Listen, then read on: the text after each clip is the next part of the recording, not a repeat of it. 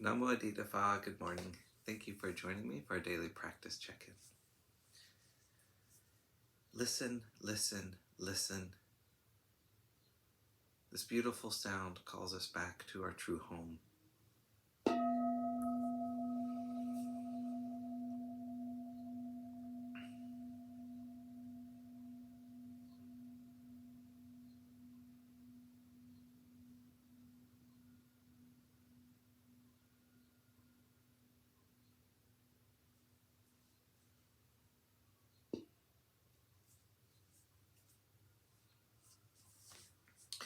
The fifth mindfulness training.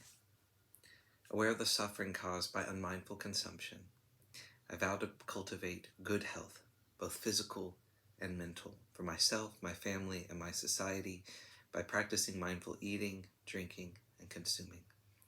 I will ingest only items that preserve peace, well-being, and joy in my body and my consciousness, and in the collective body and consciousness of my family and society. I'm determined not to use alcohol or any other items that contain toxins, such as certain TV programs, magazines, books, films, and conversations. I'm aware that to damage my body or my consciousness with these poisons is to betray my ancestors, my parents, my society, and future generations.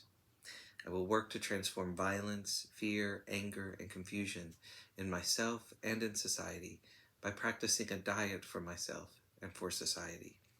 I understand that a proper diet is crucial for self-transformation and the transformation of society.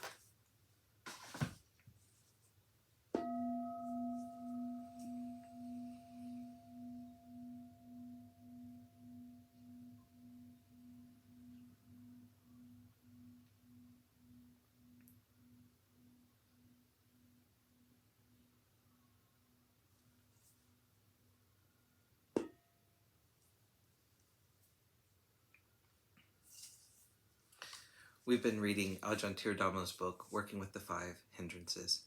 This morning we have a couple of short sections, beginning with stimulus hunger. If we observe that restlessness is due to stimulus hunger, there are several helpful methods.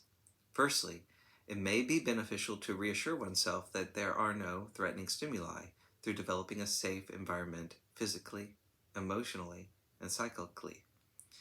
One can do this conceptually through affirming the safety and benevolence of the place one is in. You can bring up thoughts of friendliness, harmlessness, and compassion, or, if necessary, surround oneself with a field of benevolent, caring, and supportive energy.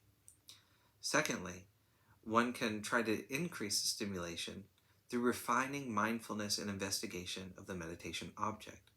Try to observe it more closely and intimately, or experiment with observing it from different perspectives, very precisely, more broadly, especially attentive to the beginning or the end, etc.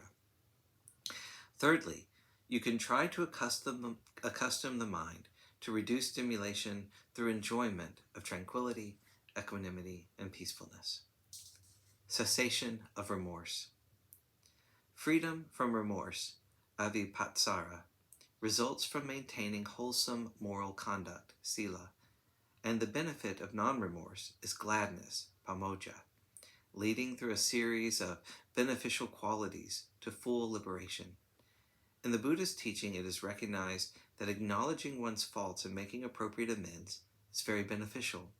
It's very helpful psychologically to be able to bring the apparent causes of remorse into full consciousness and absolve them or atone for them. This allows a clearing of our conscience and calming of the related disturbing thoughts.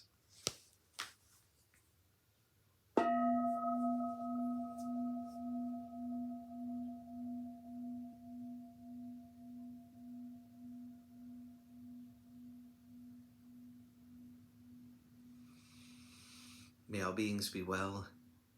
May all beings be happy. May all beings be peaceful. Sadhu, sadhu, sadhu. Thank you for joining me today.